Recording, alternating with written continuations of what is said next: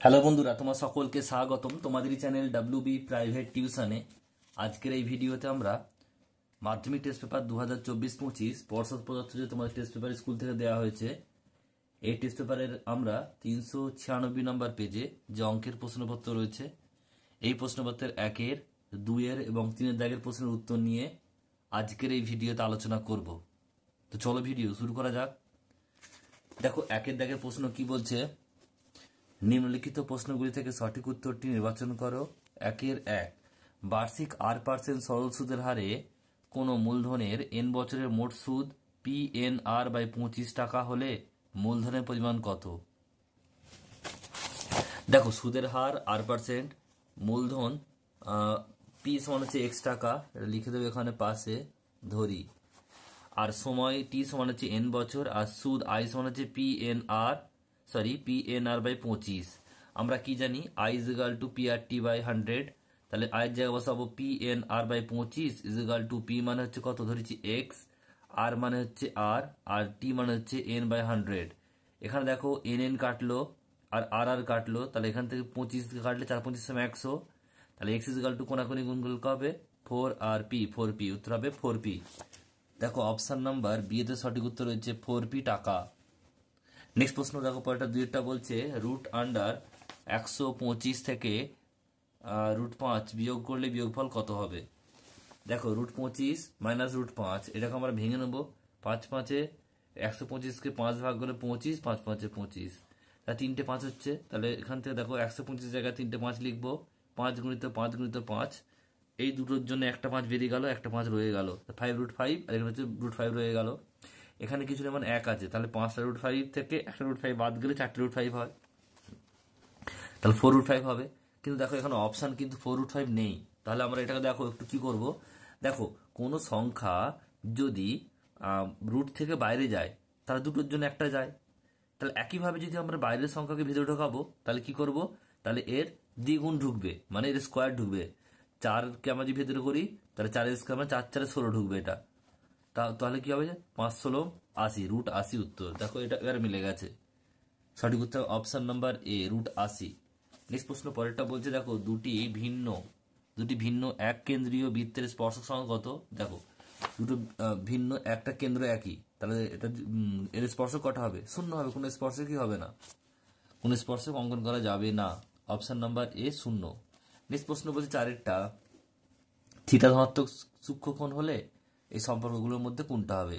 তাহলে সূক্ষ্মকোণ হবে মানে কি বলছে, তাহলে আমরা কি করব, 90 ডিগ্রি কোণের মধ্যে কোন একটা মাপকে আমরা কোণ বসাবো, বসিয়ে দেখবো যে সাইনে সেটা আর ট্যানে সেটার মান কত হচ্ছে। সাপোজ বললাম আমরা থিটা সমান 30 ধরেছি, তোমরা 60ও নিতে পারো, 45ও নিতে পারো, কিন্তু উত্তর একই হবে। যদি আমরা এখানে sin 30 নিই, থিটার জায়গায় 30 বসিয়েছি, সাইন থিটার ভ্যালু হচ্ছে 1/2 মানে হাফ, এটা হচ্ছে 0.5, আর ট্যানে আবার একই বসাবো, tan 30 মানে √3, আর এর ভ্যালু হচ্ছে কত 1.732। তাহলে কি বড় হচ্ছে? দেখো অবশ্যই 1.732 বড়, মানে কি বড়? ট্যান বড়, ট্যান থিটাটা বড় হবে।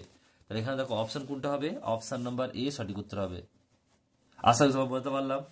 নেক্সট প্রশ্ন পরেরটা বলছে, দেখো 5-এরটা, একটি লম্ববৃত্তাকার চোঙের ব্যাসার্ধের দৈর্ঘ্য দ্বিগুণ এবং উচ্চতা অর্ধেক করা হলে বক্রতলের ক্ষেত্রফল পূর্বের চোঙের বক্রতলের ক্ষেত্রফলে কত হবে?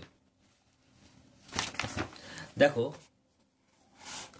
ধরি লম্ববৃত্তাকার চোঙের ব্যাসার্ধ r একক আর উচ্চতা হচ্ছে h একক, তার ক্ষেত্রফলের ফর্মুলা কি? 2πRh একক।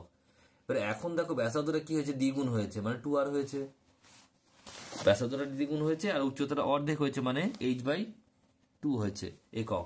তার ক্ষেত্রফল কি হবে? 2π, আর এর জায়গায় লিখবো 2r, আর h এর জায়গায় লিখবো h/2। তাহলে এখান থেকে দেখো এই 2 কেটে গেল, তাহলে 2πRh রইল। তাহলে দেখো আগে ছিল 2πRh, এখনো 2πRh, তার সমান হলো অপশন নাম্বার এ সঠিক উত্তর হবে সমান। নেক্সট প্রশ্ন বলছে সামেশন অফ xi/ni = x বার হলে, তো সামেশন অফ xi - a/n এর মান কত হবে? দেখো এখান থেকে আমরা লিখে নিলাম আগে অঙ্কটা, সামেশন অফ xi - a/ni। তাহলে এখান থেকে দেখো সবসময় মনে রাখবে, এখানে সবচেয়ে বেশি মান কত হবে, ম্যাক্সিমাম মান কত হবে i এর, সেটা হচ্ছে কত n। তাহলে n কে আমরা গুণ করে নেবো a দিয়ে, তাহলে কি হবে? এটা সামেশন অফ xi - an/n, কারণ nটা হচ্ছে ম্যাক্সিমাম মার্কস, তাই এটা নিচে আছে। তো এটা কি হবে দেখো, summation of x i minus a n by n, তাহলে এটা লিখতে পারি summation of x i by n minus n by n, তাহলে এন এন কাটলো, তাহলে এটা দেখো এই যে ভ্যালুটা দেওয়া আছে summation of x i by n, এটা হচ্ছে এক্স বার, আর মাইনাস যেমন কেটে গিয়ে এটা এ পড়ে রইল এ, উত্তর হবে অপশন নাম্বার সি সঠিক উত্তর হবে। এবার দিয়ে দেওয়া শূন্যস্থান পূরণ করো একেরটা, বলছে কোনো মূলধনের বার্ষিক শতকরা একই সুদের হার ড্যাশ বছরে বছরে সরল সুদ ও চক্রবৃদ্ধি সুদের পরিমাণ একই হয়, সমান হবে, তো কত হবে, প্রথম বছরে দুটি সমান হয়, এটা মনে রাখবে। নেক্সট প্রশ্ন বলছে x square minus five x সমীকরণের বীজদ্বয় কত হবে। এক্স স্কোয়ার মাইনাস ফাইভ এক্সটাকে আমরা যদি বাম দিকে নিয়ে আসি মাইনাস হয়ে যাবে, এখান থেকে এক্স কমন নিলে এক্স মাইনাস পাঁচ, তাহলে একবার এক্স সমান জিরো করবো আর এক্স মাইনাস পাঁচ সমান জিরো করবো, তাহলে এক্স সমান জিরো আর এক্স সমান হচ্ছে পাঁচ, তাহলে এখানে কত বসবে, একটা বসবে জিরো আর একটা বসবে পাঁচ। নেক্সট অঙ্ক বলছে দুটি ত্রিভুজের বাহুগুলি সমানুপাতে থাকলে তাদের অনুরূপ কোণগুলি ড্যাশ হবে, এটা হবে সমান হবে। নেক্সট প্রশ্ন বলছে পাই বাই 7 রেডিয়ান সমান কত ডিগ্রি। পাই বাই 7 রেডিয়ান মানে একে আমরা 180 বাই পাই দিয়ে গুণ করবো, pi by 7 into 180 by pi, pi pi কেটে গেল, তাহলে 180 বাই 7 ভাগ করবো এটাকে, 7 দুগুণে 14, 4 শূন্য 40, 5 থেকে 35, 5, তাহলে 25 পূর্ণ 5 বাই 7 ডিগ্রি, এটা উত্তর কত হবে, কত লিখবে এখানে 25 পূর্ণ 5 বাই 7 ডিগ্রি, ডিগ্রি তো লেখাই আছে, লিখতে হবে না, এটা চিহ্ন দিতে হবে না। নেক্সট প্রশ্ন বলছে দেখো একটি নিরেট গলি একটি লববৃত্তাকার চোঙ তৈরি করা হলে গোলক চোঙের ড্যাশ সমান হবে, আয়তন সমান হবে সবসময়, এটা মনে রাখবে, এটা ইম্পর্টেন্ট প্রশ্ন, ক্ষেত্রফল সমান হবে না, শুধু আয়তন সমান হবে। নেক্সট প্রশ্ন পরেরটা বলছে দেখে নাও, পরের প্রশ্ন এটা 6-এরটা, একটি বলছে পরিসংখ্যা বিভাজনের যৌগিক গড় 35 মধ্যমা 33 হলে সংখ্যাগুরু মান কত হবে। দেখো সংখ্যাগুরু মানের ফর্মুলা কি, 3 ইন্টু মধ্যমা মাইনাস 2 ইন্টু যৌগিক গড়, তাহলে মধ্যমা 33 আর যৌগিক গড় 35, 3 ইন্টু 33 মানে 99 আর 35 ইন্টু 2 মানে 70, এখানে বিয়োগ করলে হবে 29, কত হবে তাহলে এটা 29। নেক্সট অঙ্ক পরেরটা বলছে দেখে নাও, পরের প্রশ্ন সত্য মিথ্যা একটা বার্ষিক সরল সুদের হার ও সময় অপরিবর্তিত থাকলে আসল আর সুদের মধ্যে সম্পর্ক সরল হয়, এটা অবশ্যই সত্য হবে, মানে যদি আসল বাড়ে তার সুদও বাড়বে, আর যদি আসল কমে সুদও কমবে। নেক্সট প্রশ্ন পরেরটা এ প্রপোর্শনাল টু 1/b এবং বি প্রপোর্শনাল টু 1/c হলে এ প্রপোর্শনাল 1/c হবে, আমরা চেক করে দেখবো এটা, তাহলে এখান থেকে দেখো এ প্রপোর্শনাল টু 1/b মানে a is equal two K 1/b, আর এখান থেকে বি প্রপোর্শনাল টু 1/c মানে b is equal two K 2/c, এখানে কে 1 আর কে 2 হচ্ছে ধ্রুবক, তাহলে এবারে এই যে বি এর ভ্যালুটা কে 2/c এটা পুট করবো আমরা এই বাইয়ের নিচে, তাহলে কি হবে এটা কে 1/k2/c, তাহলে সিটা উল্টে গিয়ে কি হবে উপরে চলে যাবে, তাহলে কে 1/k2 ইন্টু সি, তাহলে এখানে দেখো এটা হচ্ছে ধ্রুবক, তাহলে ধ্রুবকটা উঠে গেলে কি হবে এ প্রপোর্শনাল টু সি, কিন্তু এখানে বলেছে দেখো এ প্রপোর্শনাল টু 1/c, তাহলে এটা কি হবে অবশ্যই মিথ্যা হবে। নেক্সট প্রশ্ন পরেরটা বলছে যে সাধারণ স্পর্শক একই পাশে বৃত্ত দুটির অবস্থিত হলে স্পর্শকটির তির্যক সাধারণ স্পর্শক বলে না, এটাকে সরল সাধারণ স্পর্শক বলে, এটাকে সরল সাধারণ হবে, এটা কথা বলেছে, তির্যকটা নয়, তাহলে এটা মিথ্যা হবে, অবশ্যই মিথ্যা হবে।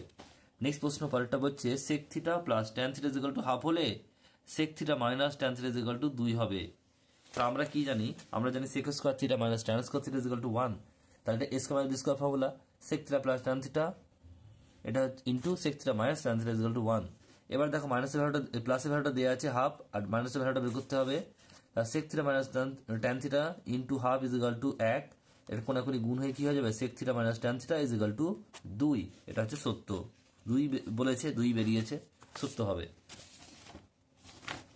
নেক্সট প্রশ্ন পরেরটা বলছে দেখো যে একটি ঘনকের একটি ধারের দৈর্ঘ্য অর্ধেক করা হলে ঘনকটির আয়তন প্রথম ঘনকের আয়তনের 1/8 অংশ হবে, আমরা চেক করে দেখবো, ধরি ঘনকের একটি ধারের দৈর্ঘ্য a একক, তাহলে আয়তন কত হবে a কিউব ঘন একক, এখন বলছে ধারের দৈর্ঘ্য কি হয়েছে অর্ধেক হয়ে গেছে মানে a/2 হয়ে গেছে, তাহলে আয়তন কত হবে a/2 তার হোল কিউব ঘন একক মানে a cube by 2 cube 8, a cube by 8 মানে 1/8 ইন্টু এ কিউব ঘন একক, তাহলে 1 অংশই হচ্ছে, তাহলে এটা কি হবে?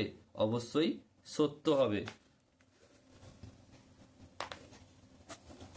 সংখ্যা গুরুমান ইজ ইকাল টু 3 ইন্টু মধ্যমা মাইনাস 2 ইন্টু যৌগিক গড়। এটা আমরা দুইয়ের দাগে শূন্যস্থান পূরণের 6টা করলাম, দেখো এই অঙ্কটা একই সেই ফর্মটাই দিয়ে দিয়েছে, তাহলে এটা কি হবে? অবশ্যই সত্য হবে। এটা সত্য হলো, এটাও সত্য হলো, এটাও সত্য হলো, এটা মিথ্যা, আর এটা হচ্ছে মিথ্যা।